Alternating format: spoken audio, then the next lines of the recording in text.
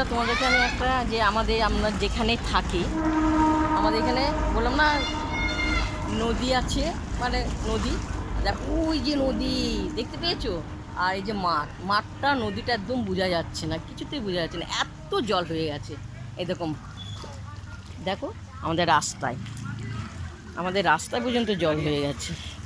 এই দেখো, তো অনেক গাড়িরা যাতায়াত করতে পারছে না। না না, যেতে পারবে, হ্যাঁ যেতে পারবে।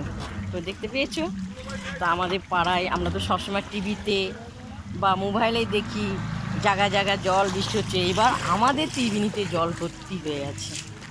এই দেখো, দেখতে পেয়েছো, এই দেখো, এদি হলো বাড়ির উঠোনটা তো জল ভর্তি হয়ে গেছে, দেখা যাচ্ছে না।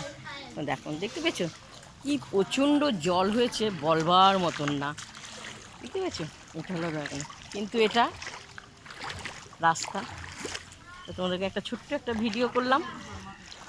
দেখো, সব আনন্দতে রাস্তায় জলে থই থই থই থই করছে, মানে সবাই হাঁটা চলা করছে, ভালোই লাগছে দেখে।